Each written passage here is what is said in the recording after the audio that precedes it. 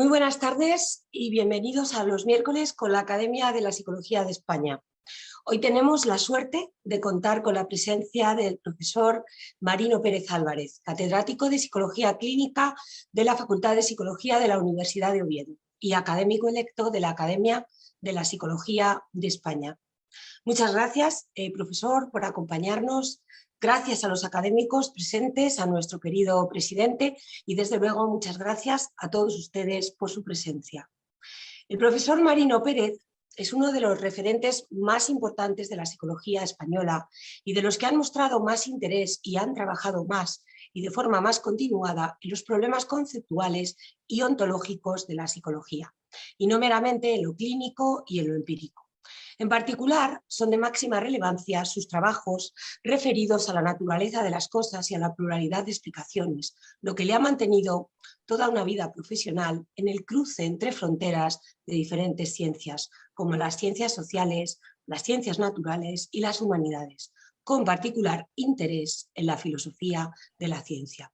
Se licenció y doctoró en la Universidad Complutense de Madrid y desde entonces ha desarrollado una larga y fructífera carrera académica e investigadora en psicología, especialmente en el área de la psicología clínica, la cual se refleja en sus 6 sesenios de investigación reconocidos, en sus más de 150 artículos publicados en revistas científicas especializadas y en sus numerosos libros, entre los cuales destacaría El mito del cerebro creador, Cuerpo, conducta y cultura, Los orígenes de la psicopatología moderna, Melancolía y esquizofrenia, las terapias de tercera generación como terapias contextuales, o por ejemplo libros como Volviendo a la normalidad, La invención del TDAH y del trastorno bipolar infantil, Más Aristóteles y menos Concerta, Las 4 causas del TDAH, o libros como Ciencia y pseudociencia en psicología y psiquiatría, más allá de la corriente principal, y más recientemente el libro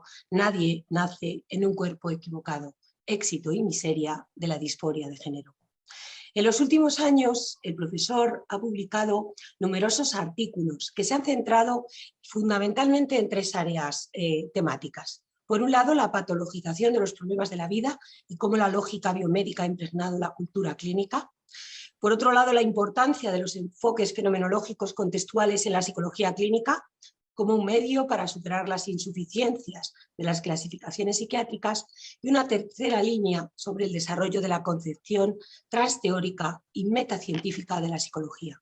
Y desde luego es preciso subrayar su liderazgo en el ámbito de las terapias contextuales y del análisis contextual aplicado. El profesor Marino Pérez ha desarrollado su larga carrera académica en este terreno tan complejo y, digámoslo así, delicado, de hacernos reflexionar sobre nuestros propios paradigmas, con el ánimo de que nuestra ciencia y profesión siga avanzando, de manera que se ha ido convirtiendo poco a poco, y especialmente en los últimos años, en una especie de conciencia crítica de la psicología. De hecho, han tenido mucho interés y repercusión sus críticas, por ejemplo, a las clasificaciones diagnósticas que utilizamos en nuestra práctica de investigación en psicología clínica, sus críticas a la patologización y la medicalización de la vida cotidiana, o a los excesos de la psicología, como por ejemplo algunos de los excesos que se han podido cometer bajo el paraguas de la psicología positiva. Sin embargo, tengo que confesarles que siempre me ha llamado algo de la atención del profesor Marino Pérez. Me ha llamado la atención que alguien tan sesudo, tan complejo en su pensamiento y en sus análisis, sea además y siempre un colega tan sencillo y tan amable en su trato. Tal vez porque, como dice una frase del escritor Ralph Waldo Emerson, un gran hombre siempre está dispuesto a ser pequeño. Así pues, es un honor y un placer presentar al profesor Marino Pérez y su conferencia titulada La psicología ante la disforia de género, más allá de la ideología. Afortunadamente, esta conferencia ha despertado un grandísimo interés, como atestiguan las más de 180 inscripciones, no sé cuántas personas están ya conectadas, y para poder ordenar la posible formulación de preguntas tras la conferencia, les ruego, por favor, que las escriban lo más resumidamente posible en el chat de la aplicación. Al finalizar la conferencia, como moderadora de la misma, formularé el máximo número de preguntas escritas teniendo en cuenta el tiempo restante. Pido por anticipado disculpas a quienes planteen preguntas que no dé tiempo a leer o a contestar. Muchísimas gracias a todos, profesor, cuando quiera. Gracias, María Paz, por la invitación para participar en estas ya prestigiosas conferencias de los miércoles de la Academia y, naturalmente, gracias por tu generosa presentación. Gracias a la Academia de Psicología de España, empezando por su presidente, el excelentísimo señor don Elio Carpintero, por acogerme entre sus miembros y por acoger esta conferencia que ofrezco conocedor del tema controvertido y desafiante que voy a desarrollar. Por lo pronto, el título de la conferencia, La psicología ante la disforia de género, más allá de la ideología, sugiere dos cosas. Por un lado, que la disforia de género está envuelta en la ideología, más que, como diré, en la ciencia. Y por otro, que la psicología ha de tomar una posición fundada, entiendo que en la ciencia y en la ética profesional, más allá de la ideología que envuelve esta temática.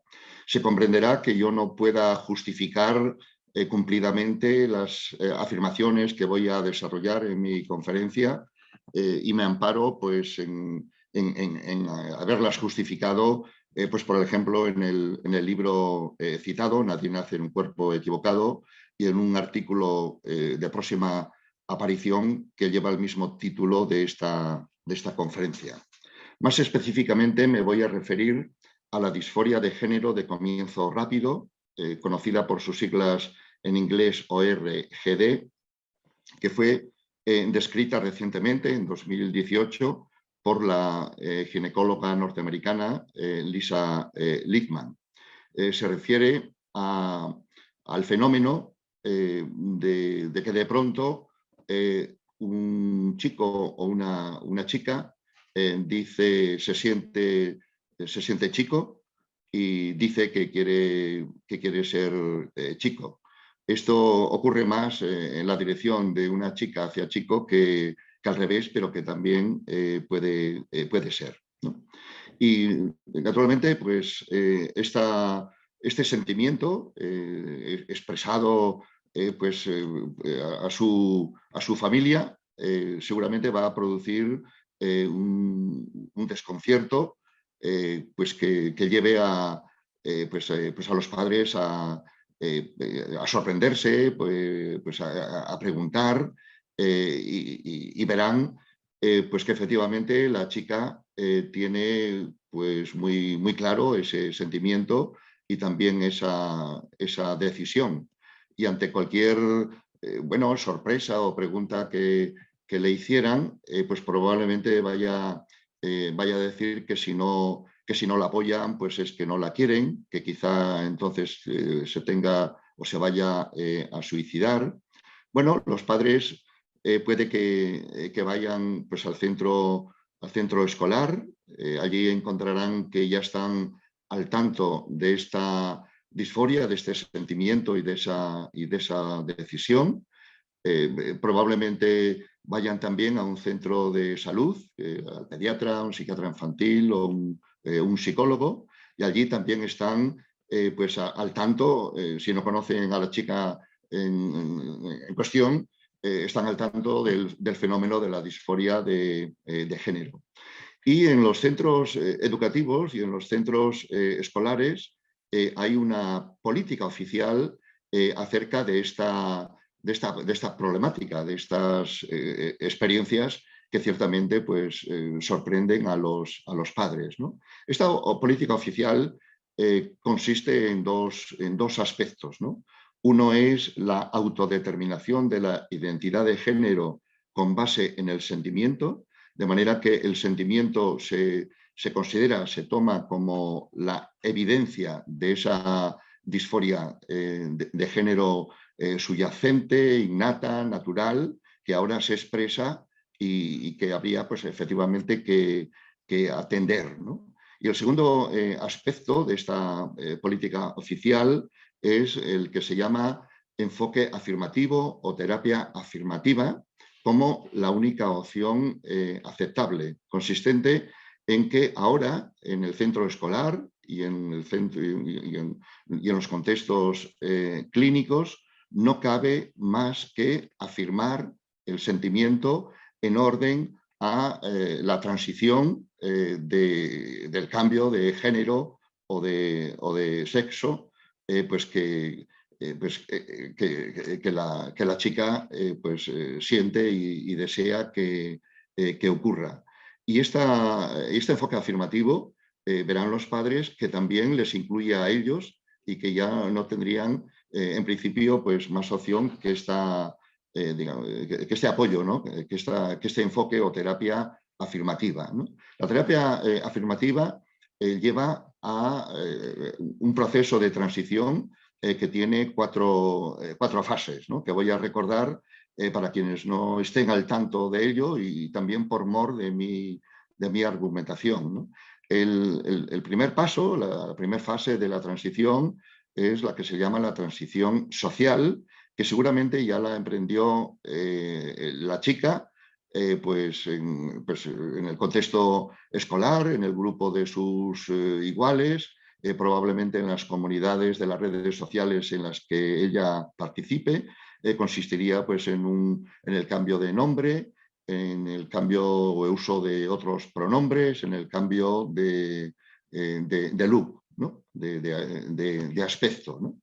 El segundo paso que puede darse pues en el comienzo de la pubertad, que podría empezar pues, dependiendo del desarrollo de quien sea, pues a los 11 años, consiste en el bloqueo de la pubertad mediante análogos de hormona liberadora de gonadotropina que suprimen la producción de hormonas sexuales, de testosterona o estrógenos, ¿no?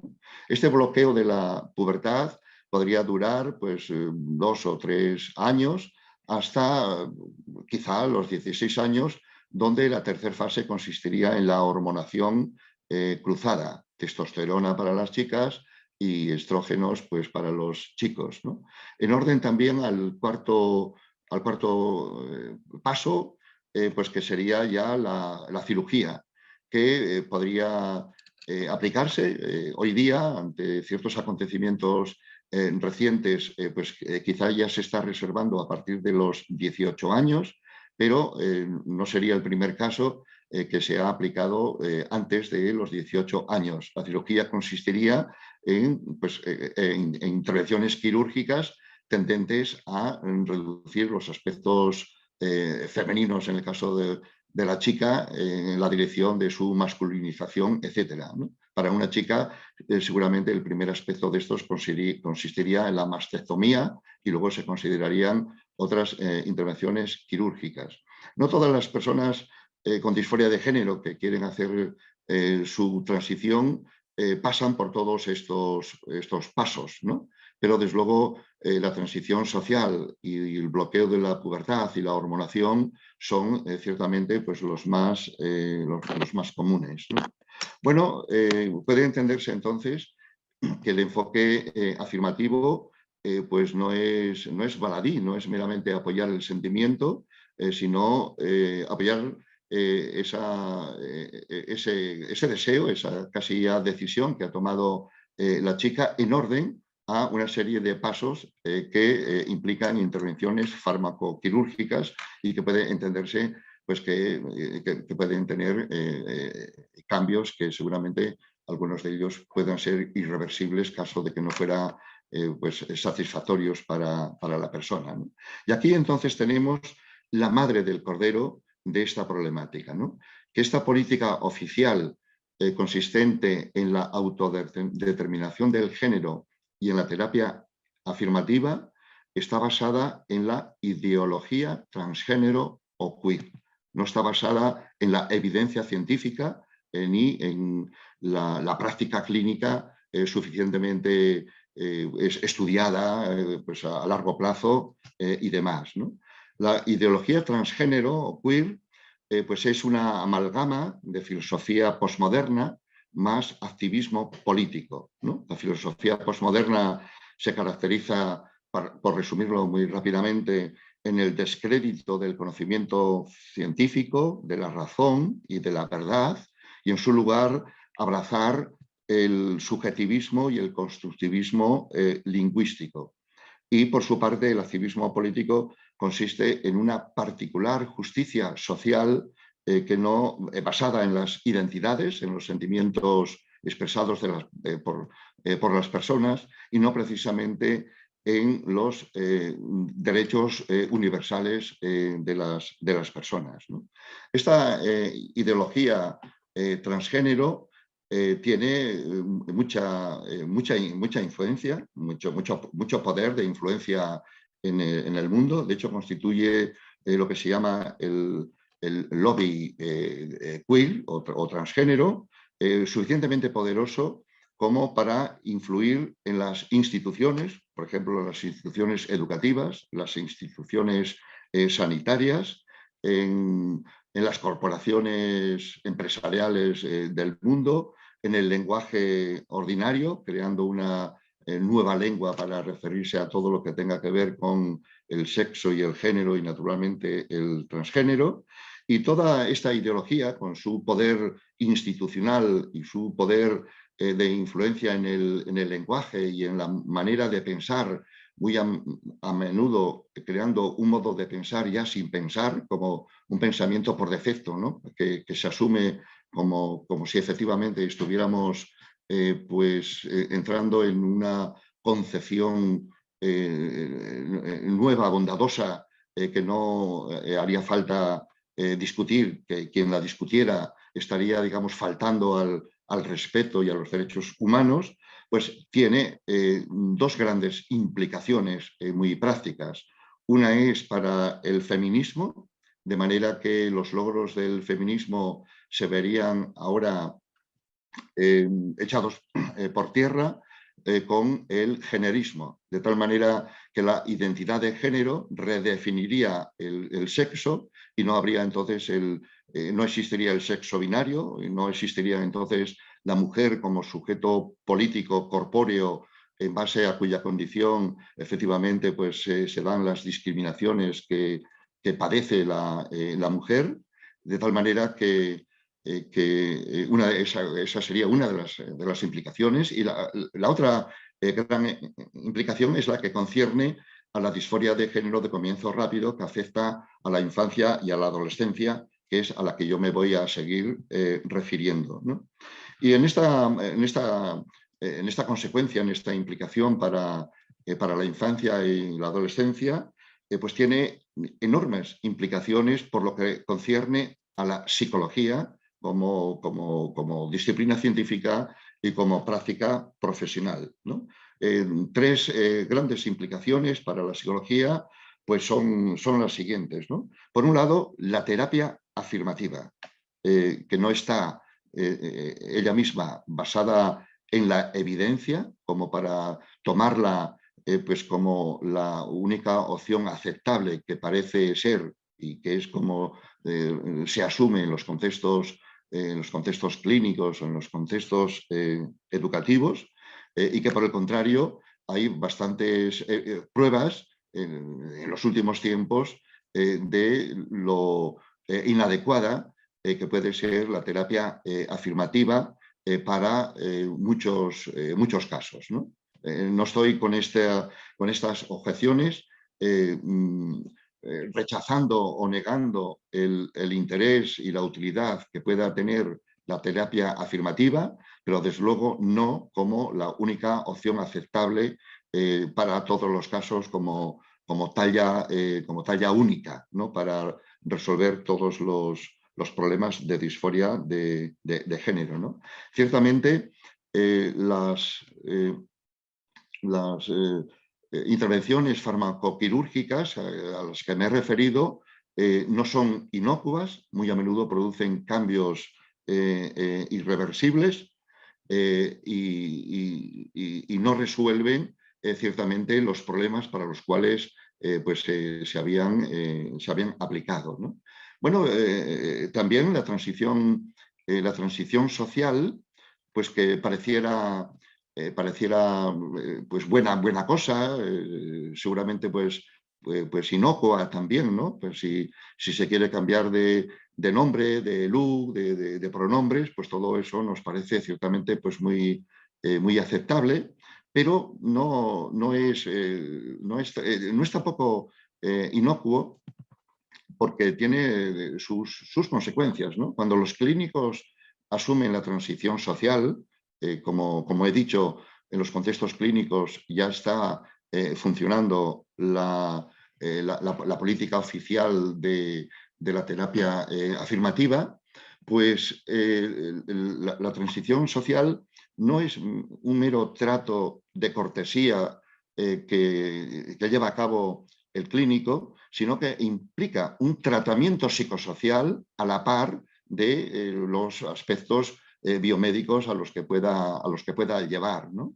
Y efectivamente, en los últimos tiempos, la transición social, pues iniciada pues, a edades pues bastante tempranas, pues suele ir seguida pues en un porcentaje ciertamente elevado, del bloqueo de la pubertad, ¿no? Y a su vez el bloqueo de la pubertad suele ir seguido prácticamente entre el 94 y el 100% de los casos de la hormonación cruzada, ¿no? Y luego la hormonación cruzada, pues el siguiente paso sería la cirugía, que no es, pues que tampoco la emprendan todos ni seguramente pues la mayoría de los casos. Pero puede entenderse entonces que la terapia afirmativa es una cinta transportadora que empieza en la transición social. Y la transición social, como decía, no es un mero trato social de cortesía, sino que es un tratamiento psicosocial que los clínicos inadvertidamente pueden llevar a cabo creyendo que son simplemente corteses y respetuosos, ¿no? Y sin embargo, funcionalmente puede ser, utilizando términos de Freud, una especie de psicoterapia silvestre cuando la aplica un pediatra o cuando la aplica pues un clínico que no es de la psicología o de la psiquiatría, que seguramente debiera reparar eso en la influencia que tiene el clínico a la hora de dirigirse y de validar los aspectos que traiga nuestro consultante, ¿no? Bueno, el problema de la terapia afirmativa es que se toma como la única opción aceptable que se deba aplicar. De manera entonces que los clínicos no podrían hacer otra cosa más que la terapia afirmativa. Esto va a traer efectivamente consecuencias por un lado, de que la terapia afirmativa puede ser precipitada e insatisfactoria para resolver los problemas para los que se aplica, creando situaciones irreversibles e impidiendo entonces a los clínicos hacer otras cosas como seguramente deberán hacer. Esa es una implicación. Otra implicación es que el sentimiento de disforia se toma como evidencia de esa disforia que habría que apoyar en esa dirección de la transición, ¿no? Y en este sentido funciona como un autodiagnóstico, de manera que los clínicos no tendrían o no podrían pues más que tomar lo que el consultante nos dice como el diagnóstico que únicamente se ha entonces de apoyar, ¿no? Y este autodiagnóstico y esta terapia afirmativa, pues efectivamente está trayendo consecuencias pues como las que he apuntado, ¿no? De transiciones precipitadas que dan lugar a cambios irreversibles, produciendo, encontrándonos en los últimos años, todo esto es muy reciente, con personas arrepentidas de haber seguido ese proceso de transición y personas arrepentidas que quisieran ahora destransicionar, volverse atrás. Nos encontramos ahora con arrepentidos y destransicionistas, ¿no? Es un fenómeno nuevo que aparece como resultado de esa terapia afirmativa y de ese autodiagnóstico que impide hacer otro tipo de cosas, ¿no? De manera que ahora los destransicionistas tienen dos problemas. No han resuelto el problema inicial por el cual han hecho las transiciones farmacoquirúrgicas y ahora se han convertido en pacientes crónicos. Eran sanos de entrada al principio y ahora son pacientes crónicos de por vida, que siempre van a necesitar tratamiento hormonal, que siempre van a necesitar intervenciones quirúrgicas complementarias o reparadoras de las anteriores, ¿no? Y dentro de este nuevo fenómeno de los destransicionistas, pues se da la circunstancia de que ahora estas personas pues quedan en la cuneta o quedan sin los apoyos que han recibido, sin los apoyos entusiastas que han recibido para llevar a cabo la transición.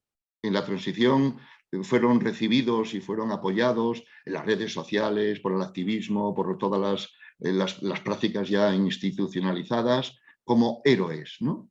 Y ahora se convierten en traidores y quedan entonces sin esos apoyos entusiastas, ¿no? Y ellos se tienen entonces que organizar en grupos de autoayuda, en las redes sociales, en fin, en el artículo que vayamos a sacar próximamente, pues ofrecemos efectivamente las páginas de grupos de autoayuda a nivel mundial para acoger a destransicionistas que quedan en la calle, pues eso, sin los apoyos entusiastas que habrían recibido hasta entonces, ¿no? Y asimismo les pasa pues a los padres, ¿no? Y los padres pues también se organizan en grupos de autoayuda, porque la ayuda institucional, escolar, sanitaria y de otro tipo, pues los deja sin sin este apoyo. Y así han surgido pues varias agrupaciones, por ejemplo, en España la más conocida y la más reciente y la más ya influyente hoy día es la que se llama Amanda, que es una agrupación de madres de hijos con disforia de género que se han plantado ante esta terapia afirmativa y demás, y que desde luego se oponen a que su hija de 16 años reciba una operación quirúrgica en la que le quiten los pechos, ¿no? De manera que son entonces ahora los damnificados y los grupos de autoayuda los que se tienen que organizar, ¿no? El fenómeno de los arrepentidos y la destransición se trata de minimizar por parte del activismo transgénero, diciendo que apenas ocurre, que es algo excepcional, lo cual no es cierto, sino que es un número cada vez más creciente. Los estudios que hay al respecto encuentran muestras de 100 y más casos, etcétera, y es un fenómeno que seguramente está minimizado pues en los estudios, ¿no? que apenas se dan porque el fenómeno es ciertamente reciente, ¿no? También se tratan de minimizar diciendo que si se arrepienten es que no eran inicialmente verdaderos transgénero, ¿no? Que tuvieran la disforia de género, lo cual, además de faltar al respeto al sufrimiento que supone la destransición, es una tautología, ¿no? Es redefinir por las consecuencias lo que se supone que estaría ocurriendo al principio, ¿no? Entonces esto está planteando últimamente, esto es algo pues reciente de los últimos tiempos. Si la disforia de género de comienzo rápido pues fue definida en 2018, aunque el fenómeno ya venía ocurriendo pues años antes, ¿no? Y no solo fue detectado por la por la autora citada, sino pues que muchos otros autores pues efectivamente ya lo observaron en distintas partes del mundo. Siempre nos estamos refiriendo al mundo occidental, Europa, Europa del Norte, Norteamérica, Estados Unidos, Canadá. No es que ocurra esto de forma homogénea en todo el mundo, ni muchísimo menos. Pues este fenómeno está dando lugar a, pues, eso, a un problema sanitario, también de un problema también científico y un problema ético, ¿no? Entonces la pregunta es, ¿qué hacer en el lugar de la terapia afirmativa que parece que ha metido de forma apresurada, precipitada, en procesos de transición que no han resuelto el problema para todos ni del todo? Y que ahora ciertamente no se puede volver atrás, cuando tienes 18, 19 o 20 años y tienes intervenciones farmacoquirúrgicas llevadas a cabo. ¿Qué es lo que tendrían que hacer los clínicos? ¿Qué es lo que tendría que hacer la psicología, la psiquiatría o cualquier otra disciplina clínica, la pediatría, etcétera? ¿Qué es lo que tendría que hacer? Lo que tendría que hacer es lo que hace en todos los demás problemas clínicos que atiende, y que es diagnosticar, que es analizar, que es tratar de entender el fenómeno, que es no asumir el diagnóstico que te trae el cliente o el consultante de casa, que puede ser o no, pero seguramente el clínico tendría que hacer sus estudios. Pero hacer esto, diagnosticar, evaluar, esperar y ver, que sería un principio de la prudencia en la clínica, antes de diagnosticar y de emprender intervenciones quirúrgicas, esperar y ver si se confirma y cómo evoluciona pues, el problema presentado. Pero esto está prohibido. Lo voy a repetir, porque es increíble para las personas que no estén al tanto de este fenómeno. Hacer lo que hacen los clínicos en todos los demás casos está prohibido en el caso de la disforia de género, donde la terapia afirmativa sería la única opción aceptable, ¿no? Y todo lo demás, que no fuera la terapia afirmativa, se considera terapia de conversión, tomando como el nombre de una terapia infame que se aplicaba en la década o hasta la década de 1970, pues para tratar supuestamente de convertir la homosexualidad en la rectitud o en la normalidad, ¿no? Pero hoy día no hay psiquiatras o psicólogos que apliquen la terapia de conversión en ningún contexto, en ningún problema, ¿no? Pero la terapia de conversión se utiliza para calificar, en este caso para descalificar todo lo que no sea la terapia afirmativa, ¿no? Y entonces esto pone a los clínicos efectivamente pues en un gran dilema, ¿no? Por un lado, el riesgo de ser acusados de aplicar terapia de conversión y ser entonces condenados o vituperados por supuestamente aplicar esa terapia. Por supuesto, lo mínimo que les achacaría es que son entonces transfóbicos. Y observar los clínicos o el riesgo de ser acusados de aplicar terapia de conversión o de observar ese experimento de la terapia afirmativa sin poder reparar analizar, criticar, ofrecer alternativas, ¿no? Asistir a ese experimento, porque se trata ciertamente de un experimento que se está haciendo en vivo y en directo, no basado en estudios experimentales anteriores que tuvieran suficientes garantías metodológicas, de control, de comparación y, por supuesto, de seguimiento. Lo que faltan en los estudios en los que se basa la terapia afirmativa, lo que falta son estudios de seguimiento. Se observa que la terapia afirmativa va asociada hacia el final de la hormonación cruzada o de alguna intervención quirúrgica, pues una mejoría, un alivio de los malestares, de la disforia, pero eso para nada se corresponde o se encuentra a mediano y a largo plazo, entendiendo pues mediano y largo plazo pues más allá de 3 y 4 años, que es cuando efectivamente pues, habría que medir la magnitud, el efecto de estas terapias, ¿no? Y ciertamente los clínicos, los psiquiatras y los psicólogos están muy preocupados por esta exclusión de hacer lo que se hace en todos los casos clínicos, ¿no? De estudiar y analizar, ¿no? Y así se reclama el derecho de los menores a recibir los estándares de atención clínica que reciben en otros problemas, que en el caso de la disforia de género pues parece efectivamente que están vetados, ¿no?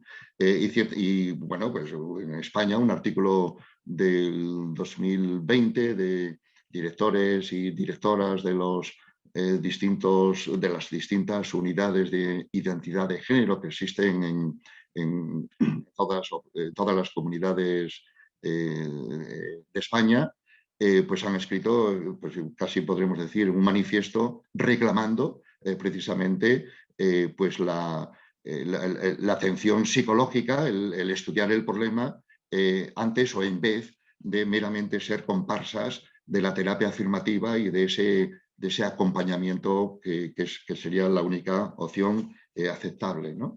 ¿Qué pasaría sin la terapia afirmativa? Si la terapia afirmativa no fuera pues la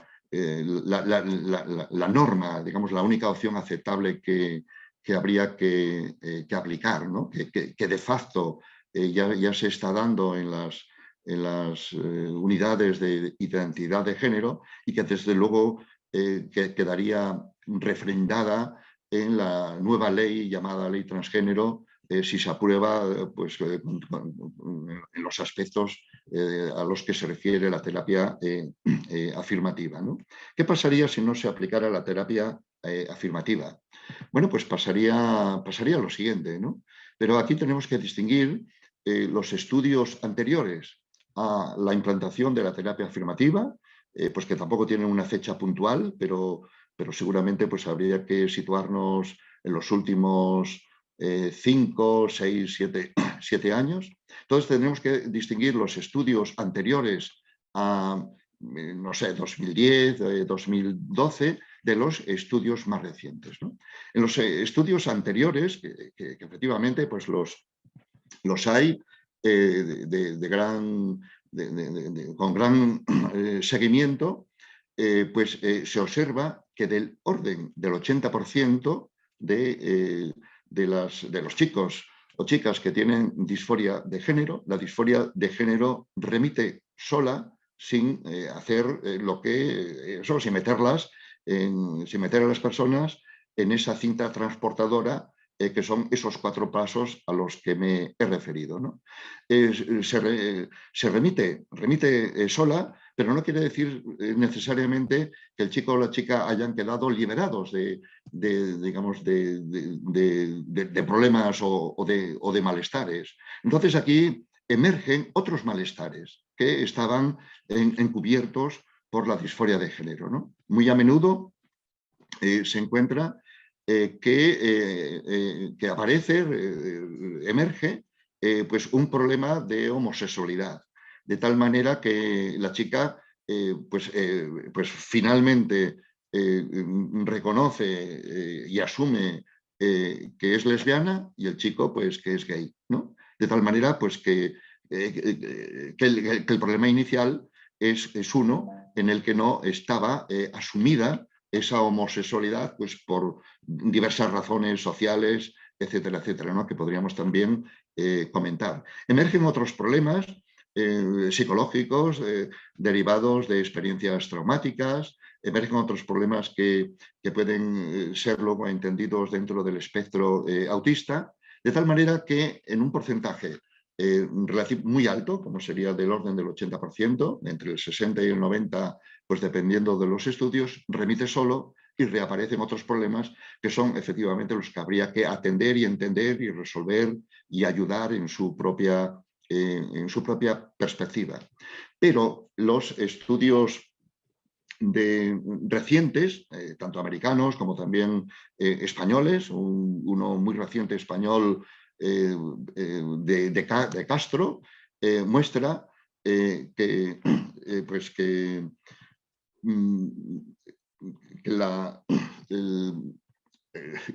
la remisión de la disforia de género apenas existe, que la disforia de género continúa como disforia de género a largo plazo, o sea, de forma continuada, ¿no?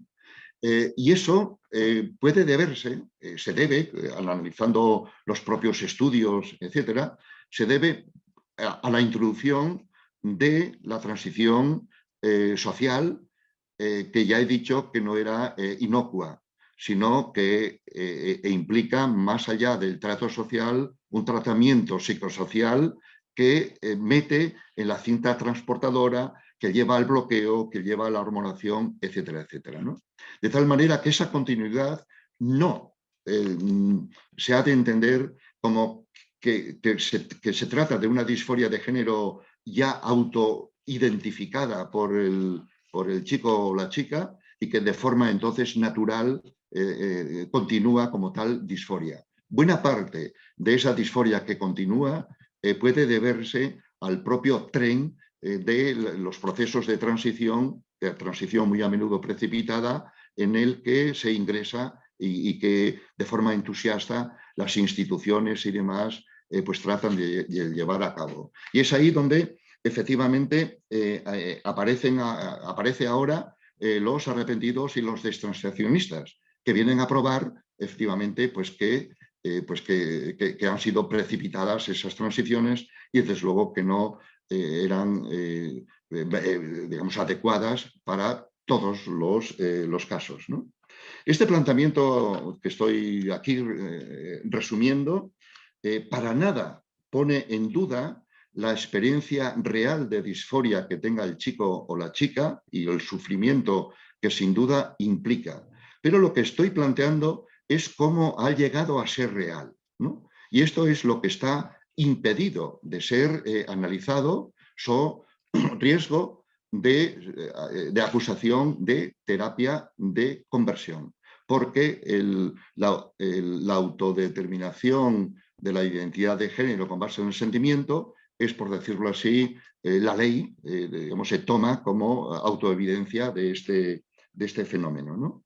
Así que no pongo en duda el sufrimiento, pero la cuestión es ver de dónde viene y cómo se ha llegado a ese sufrimiento y cómo habría que efectivamente pues, abordarlo sin prejuzgar que la terapia afirmativa fuera, digamos, la solución pues, universal.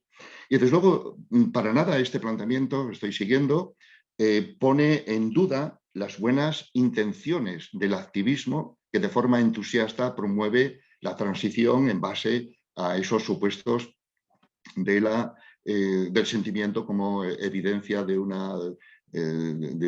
estado natural que ahora se expresa. Solo que las buenas intenciones no garantizan nada, ¿no? Ciertamente, ¿no? Y entonces las buenas intenciones pues pueden, yo no dudo de ellas, pero no garantizan que lleven a hacer las mejores cosas posibles que ayuden a las personas, ¿no? La idea, y estoy terminando, ¿no? Para dar ocasión pues, a preguntas, comentarios y lo que fuera, ¿no? La idea de definirse por lo que uno siente y declara puede parecer una idea progresista y liberadora, pero es, sin embargo, una idea retrógrada y opresora. Es retrógrada por varias razones, ¿no? En primer lugar, porque reintroduce los estereotipos sexuales cuando se suponía que se trataban de superar, cuando se estaban superando en la línea del feminismo. Y resulta que ahora los estereotipos sexuales son los que van a definir una posible disforia de género. Muchas comunidades tienen protocolos que más o menos consisten en estos, ¿no? En tratar o ver o observar, si es el caso que observan, que una niña le gusta jugar al fútbol y se preocupa poco por sus pendientes, no vaya a ser un chico. Y entonces se abre todo un protocolo en el centro escolar, familiar, digamos, en los centros educativos, tendente a eso, a ver, y casi ya suponiendo que pudiera ser el caso, que fuera un chico, ¿no? Así que los estereotipos sexuales están aquí reintroducidos de una forma retrógrada y ciertamente rancia, ¿no?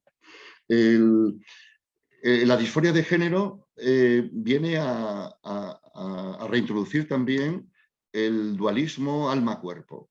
Hoy día no hay mejor ejemplo más claro y fehaciente del alma que la identidad de género como sentimiento que supuestamente revela una identidad inscrita de forma innata, natural, dentro del cuerpo. No se sabe dónde estaría localizada, se puede apelar a que supuestamente estaría en el cerebro, pero el cerebro estaría ahí funcionando, en este caso, más como sede del alma que como un tipo de evidencia que estuviera justificando esas experiencias, de tal manera que tenemos aquí el dualismo alma-cuerpo a costa de la identidad de género. La identidad de género definiría la verdadera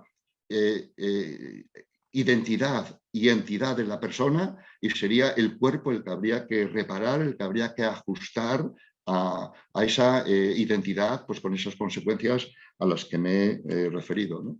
Es retrógrada esta perspectiva en la medida en que vuelve a patologizar un problema que supuestamente el activismo queer, y en eso coincide también con mi posición al respecto, que la identidad de género no es una enfermedad mental, no es un trastorno psicológico, es un malestar y un sufrimiento que no se habría de patologizar.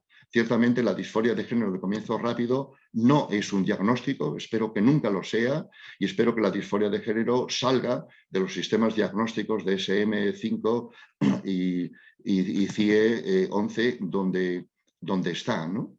Un malestar no es una enfermedad, y en eso efectivamente pues estamos de acuerdo. Pero resulta ahora que esta política oficial, este activismo queer, promoviendo la terapia afirmativa va encaminada a una intervención, a una reparación del cuerpo, a un ajuste del cuerpo al alma, consistente en intervenciones farmacoquirúrgicas, que serían la quinta esencia de la patologización de un problema que era un problema, pero no una enfermedad que hubiera que reparar a nivel del cuerpo.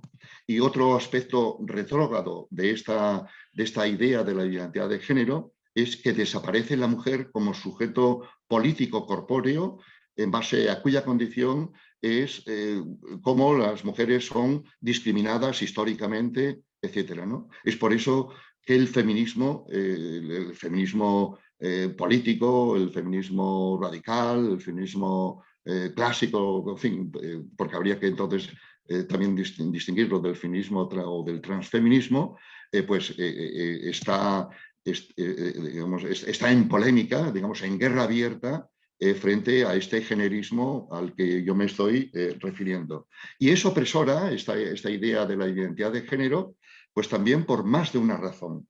Es opresora porque impone la terapia afirmativa como la única opción aceptable, dejando apenas espacio para la espera, para ver, para considerar otros problemas. Da la impresión de que ese apresuramiento para el proceso de transición pues estuviera preparado para casi evitar el que se resolviera solo, ¿no?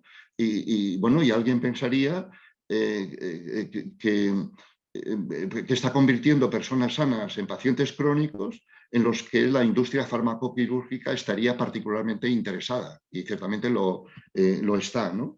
Impone una neolengua, ¿no? Todo un nuevo lenguaje acerca del sexo y el género. Por ejemplo, impone una expresión que, amén de pedante, es enteramente injustificada por la evidencia por la ciencia, por el sentido común, ¿no? Y sería, por ejemplo, hablar de sexo o género asignado al nacimiento, cuando uno nace, ¿no? Y el sexo no se asigna, se constata. Se constata con una fiabilidad y una validez del orden del 99,98%, ¿no? de los casos. Y sin embargo, nos lleva a hablar de esas maneras petulantes y ciertamente que no se corresponden ni con sentido común ni con la evidencia. Por supuesto, se evita el término mujer con cantidad de circunloquios para no asumir pues eso, la mujer como con su cuerpo biológico, etcétera, porque todo sería generismo, ¿no? Y sería el sentimiento. Ser mujer es un sentimiento. Sentirse mujer es un sentimiento que pueda tener cualquier persona, sea mujer nativa, natal, o sea un hombre natal, ¿no? Entonces, y cantidad de aspectos en este sentido, ¿no? Impone sanciones a quienes hablen de esta temática. Por supuesto, todo lo que yo vengo diciendo sería acreedor de transfobia, ¿no? En fin, pues por todo lo que vengo razonando, ¿no? Eso es una forma digamos, de oprimir, de impedir hablar, aún hablar de forma razonada o de forma fundada, etcétera, etcétera, pues como una prohibición, ¿no? Muy a menudo se asume que es cuestión de derechos humanos, ¿no? Que de derechos humanos no se puede discutir, ¿no? Pero curiosamente la noción de derechos humanos está usada por el activismo queer como una estrategia para paralizar a otras personas que quisieran hablar de esta problemática, ¿no? Se ha descubierto efectivamente en los documentos del activismo cómo se recomienda, entre otras estrategias, la referencia a los derechos humanos. Y desde luego no se están refiriendo tampoco a los derechos humanos universales que vienen de la Ilustración y que se refieren pues eso, a los derechos de las personas independientemente de su raza, género, etcétera, etcétera, ¿no? Es un uso estratégico, tramposo, diría yo, de los derechos humanos para acallar, no tanto porque se estuvieran defendiendo los derechos de las personas, porque ya hemos visto que los arrepentidos, los destransicionistas, quedan fuera de ese amparo, de ese apoyo, del apoyo pues, que necesitarían ahora, ¿no? Se utiliza muy a menudo también el chantaje, habría que decirlo así, por ejemplo, a los padres, ¿no? Cuando los chicos, las chicas aprenden pues esas respuestas de que si no me apoyáis es que no me queréis y si no me apoyáis seguramente me tendría que suicidar, etcétera. Bueno, pues eso está funcionando ahí más, como observan muchos padres después de ver todo el proceso, más como un chantaje que como pues en fin, una consecuencia natural, previsible, etcétera, ¿no? Es opresora porque impide el debate, ¿no? Es opresora porque se cancelan cuando se puede, cuando pueden los activistas cancelar pues precisamente pues conferencias o actos en los que se hablara de esta temática, ¿no? Y desde luego entonces la psicología pues ha de tener también muy claro esta problemática si se adhiere o si se subsume en la ideología o trata de hacer valer sus conocimientos y sus prácticas profesionales, ¿no? Desde luego, y estoy terminando, yo no estaría desechando para nada la terapia afirmativa, pero la estaría considerando como la última opción y no como la primera, cómo están las cosas, ¿no? Y desde luego forma parte de los estándares de la psicología en cualquier problema, pues la evaluación, el análisis funcional, el diagnóstico, el esperar y ver, que aquí estarían desacreditados como terapia de conversión. Así que pues muchas gracias por la atención, por vuestra presencia y quedo a disposición de las preguntas en función pues también del tiempo que dispongamos, ¿no? Pues muchas gracias.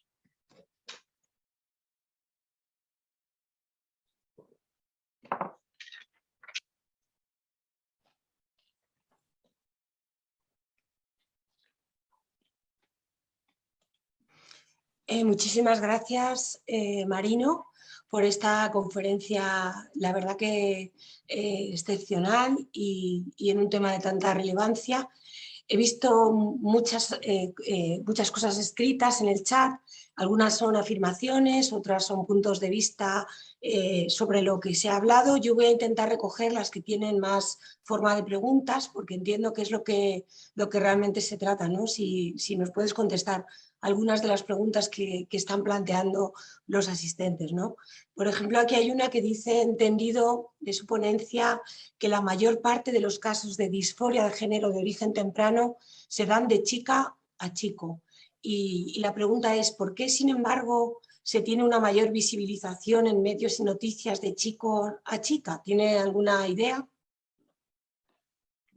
Bueno, pues este cambio de ratio forma parte también de este fenómeno nuevo, ¿no? De la disforia de género de comienzo rápido, ¿no?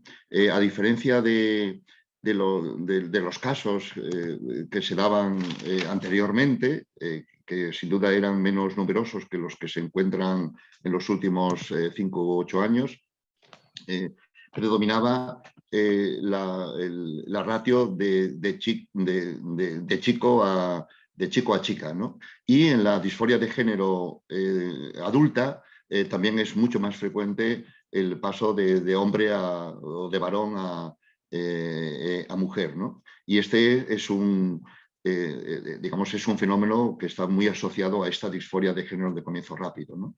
No creo que sea únicamente lo que tengamos que ver aquí, seguramente la mayor visibilidad, ¿no? Que puedan tener el cambio de chico a chica, sí, que seguramente pues es más espectacular o más, en fin, tiene más visibilidad, ¿no? Pero ciertamente el fenómeno es más de chica a chico y sería interesante plantearse por qué es así, ¿no?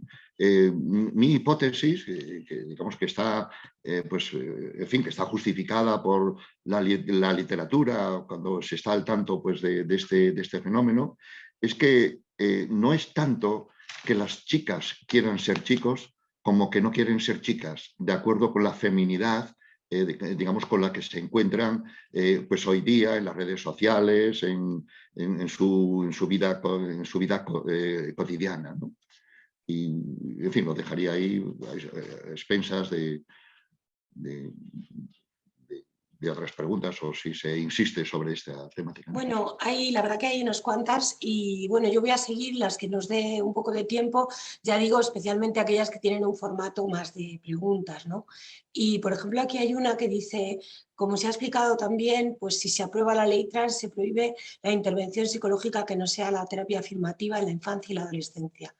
¿Hay algún tipo de acciones que se estén llevando a cabo? ¿Se conoce algún tipo de acciones tanto a nivel internacional como a nivel del Colegio Oficial de Psicólogos o del Consejo, que puedan, digámoslo así, promover acciones por el hecho de que se esté limitando la práctica de la psicología profesional?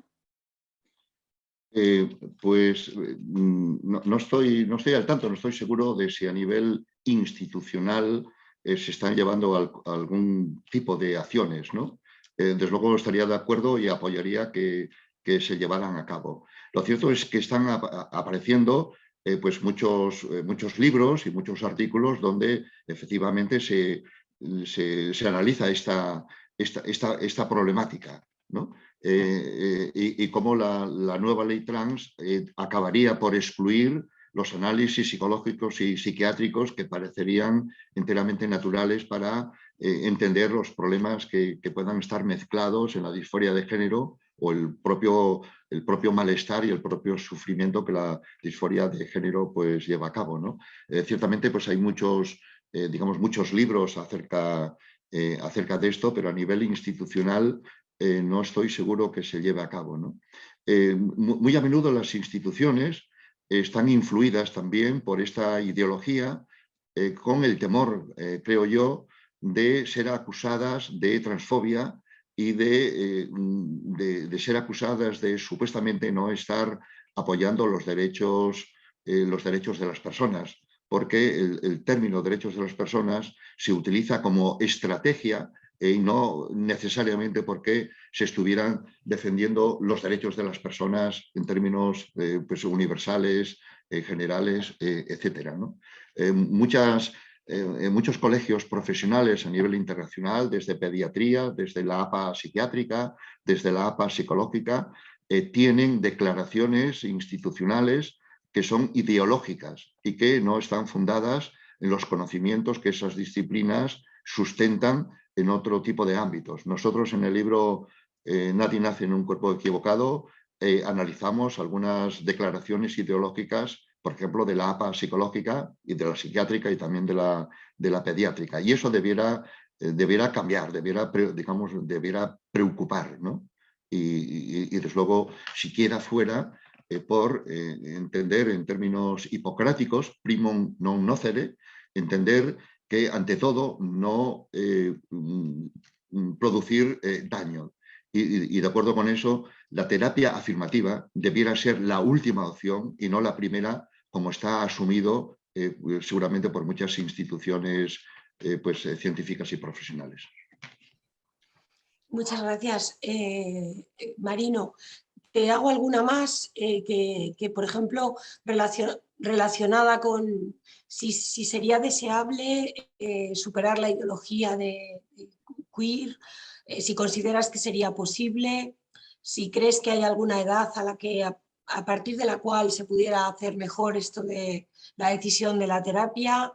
Y ahora seguimos si nos diera tiempo alguna más, porque quizás esas, y alguna también en torno a si conoces algún equipo que esté estudiando, si vosotros estáis haciendo investigación sobre esto, porque hay personas interesadas en estas investigaciones.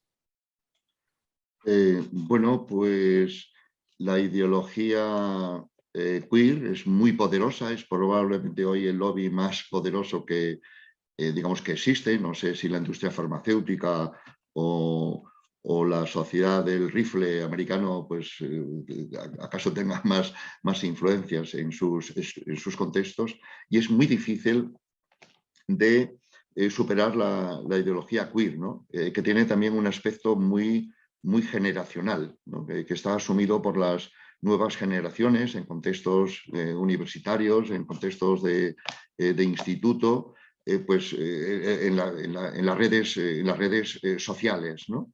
Y ciertamente pues han dominado el propio lenguaje, ¿no? La neolengua a la que me he referido, ¿no? Es muy difícil superar esa ideología, pero tenemos que efectivamente contraponerla y superar el temor a la transfobia, etcétera, ¿no? Desde luego están apareciendo muchos artículos, muchos libros en el extranjero, algunos ya traducidos, otros por autores, generalmente autoras españolas, que ponen de relieve esto, ¿no? No conozco ningún equipo que esté investigando la disforia de género de una forma desprejuiciada. Seguramente hasta no lo hay, porque no recibiría probablemente subvenciones de las agencias de investigación científica, como no estén alineadas en la ideología dominante, ¿no? Y es un tema, es un tema muy reciente y es un tema abierto, y yo lo presento aquí efectivamente pues para que las instituciones, empezando por la psicología, tomen también su posición, o por lo menos no sigan en la posición estándar, que ya digo que no es progresista, ni liberadora, es retrógrada y es opresora. Marino, hay gente inquieta en el sentido de que no se acaban de creer, ¿no?, las evidencias que has comentado, simplemente en torno a que las personas arrepentidas de haberse metido en ese proceso de transición pues sean, pues, digámoslo así, bueno, pues frecuentes, ¿no?, los destransicionistas, ¿no? Sí. Entonces, bueno, pues será un poco en esa línea, porque realmente sí que ahí hay cierto debate, ¿no?, en el. Sí. Entonces, bueno, me gustaría un poco, como lo has comentado, pero por si pudieras aclararlo un poco más, ¿no? Sí, conozco el debate, ¿no? El debate pues, pues, que trata de minimizar pues la ocurrencia, ¿no?, de la disforia de los arrepentidos, ¿no?, de los destransicionistas, ¿no? Y efectivamente no hay muchos datos, pero pues los pocos que hay pues apuntan a que quizá entre el 10 y el 30% pues se puede digamos, constatar que, digamos, como casos de transicionistas y arrepentidos previamente, ¿no? Y todos esos estudios refieren que seguramente el fenómeno está subevaluado, ¿no?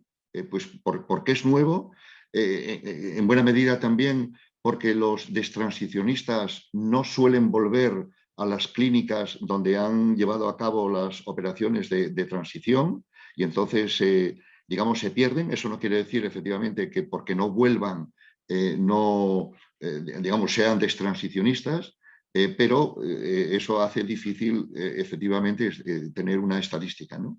Entonces, faltan datos, pero lo que yo reprocharía es esa insistencia en minimizar y negar la ocurrencia de los destransicionistas si realmente estamos preocupados por los problemas de las personas, ¿no? Entonces habría que ver pues de dónde salieron los 100 casos que estudia Littman de personas destransicionistas, ¿no? Y donde explican efectivamente cómo los procesos de transición no les ha resuelto sus problemas, les han añadido otros, se han dado cuenta de que eran homosexuales y entonces que no eran transgénero, ha aparecido la disforia de género, etc. Entonces hay estudios que tienen una N de 100 casos o más que salieron de algún sitio, ¿no?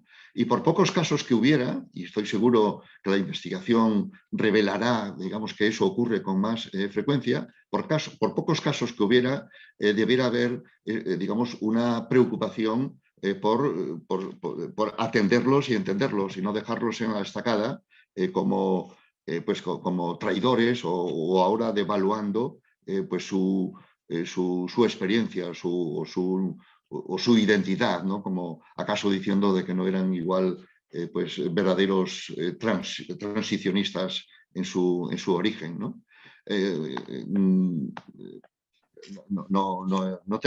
No puedo aquí referir, digamos, las referencias bibliográficas, porque he optado por una exposición narrativa, pero ciertamente esto está constatado en la literatura científica, ¿no? Sí, no, y bueno, pues quizás animar, ¿no?, a los asistentes que quieran más información a leer el libro, donde aparece mucha información, ¿no?, que pueden también acceder a ella. De hecho, también hay gente aquí preocupada un poco por esta situación que nos has descrito de las personas que se arrepienten e incluso a veces pues sienten esa presión y también tienen, pues incluso a veces comentan aquí algunos casos que podrían incluso tener amenazas, ¿no? La última pregunta, porque ya no nos da mucho más tiempo, de todas formas te trataré de hacer llegar los comentarios y bueno, tú eres un Sí, profesor universitario y seguro que pueden comentarte preguntas a través del correo electrónico o de otras sí. vías. Pero en cualquier caso, también, bueno, estaban preguntando si sabemos algo en psicología de los efectos que tiene el sistema educativo esta ideología, ¿no?, queer, que de alguna manera pueda también provocar cambios en la educación y en los chavales, ¿no?, en su desarrollo evolutivo, si existe algo de eso. Bueno, no sé si entiendo bien la pregunta, pero el sistema educativo, ¿no? Las instituciones escolares tienen asumida voy a decirlo directamente, ¿no? La ideología transgénero, que consiste básicamente en tomar la autodeterminación de la identidad de género en base al sentimiento, sin averiguar si ese sentimiento, cómo se ha producido, cómo se ha llegado a él, si hay otros problemas que puedan estar, digamos, mezclados y entrecruzados. Y entonces eso es lo que está prohibido hacer, ¿no? Pero luego resulta que cuando se hacen estudios de caso, hay muchos estudios de caso que nos ponen de relieve, pues efectivamente que no todos los casos se solucionan o deben solucionarse con una terapia estándar, ¿no? Con una terapia de talla única. Entonces, los estudios de caso digamos, que se están publicando revelan efectivamente una complejidad de aspectos que muy a menudo se canalizan como disforia de género y son otros problemas que tienen que ver con la orientación sexual, con ansiedad, depresión, problemas familiares, etc. Pero de esto el activismo queer no quiere ni oír hablar, ¿no? Y entonces este es un problema que efectivamente pues, tenemos a la hora de abordar esta problemática, ¿no? Y no sé si se refería al sistema educativo Bueno, más general, supongo que se pero referirán si la ideología queer al final va a tener repercusiones, que claro, pero eso no se puede saber, porque supongo que a sí, largo plazo, si correcto, acaso, sí. no entiendo que en Sí. este momento es muy difícil, Sí, ¿no? pero hay que, muy rápidamente por mi parte, hay que entender que buena parte de la socialización hoy de los niños y de los adolescentes se da en las redes sociales, ¿no? Y entonces allí pasan muchas horas. Chicos y chicas que pasan muchas horas en las redes sociales, típicamente en TikTok y en Tumblr, encuentran continuamente mensajes acerca de la disforia de género, de cómo chicas que les exhiben sus pechos, las cicatrices de haberse quitado los pechos, cómo haber logrado su identidad, su verdadero yo, lo feliz que es, etcétera, etcétera. Y entonces toda esa socialización pasa hoy por las redes sociales y las redes sociales, digamos, abundan precisamente en estos aspectos que no hemos de suponer que están basados en la evidencia científica, ni siquiera en el sentido común, ¿no? Y entonces la socialización familiar o incluso digamos, la escolar está desbordada digamos, por por esta nueva socialización en la que se está. Si los padres o los adultos o alguien fuera capaz de pasar medio año, 5 horas al día en TikTok, entendería este mundo. Muchas gracias, de verdad, Marino, por contestar a tantas preguntas. Sé que hay muchas a las que, bueno, ya no voy a poder dar paso. En cualquier caso, de verdad que gracias también por las preguntas, por todas las contestaciones que nos has dado y por presentar, pues, no solamente estas ideas, sino sus argumentos. Y bueno, pues felicitarte por esta conferencia nuevamente y dar las gracias. Aquí hay muchos mensajes de agradecimiento, muchos mensajes por el esfuerzo y por todo lo que te has esforzado también por contestar y por explicar todo. Y la verdad que estamos muy orgullosos en la academia de haberte tenido aquí y a todos los presentes de que hayan asistido y hayan participado de una forma tan activa, pues que a veces es casi imposible leer todo lo que va saliendo en el chat. De verdad, muchísimas gracias, Marino, muchas gracias a todos. En nombre del presidente de la Academia de la Psicología de España, quiero agradecer también tu presencia y la de todas las personas y, bueno, pues animar a seguir asistiendo a los miércoles de la Academia, que es una actividad habitual de nuestra Academia de la Psicología de España. Muchas gracias, Marino, muchas gracias a todos y cerramos el acto. Pues muchas gracias a vosotros y a todos los que nos han escuchado. Muchísimas gracias.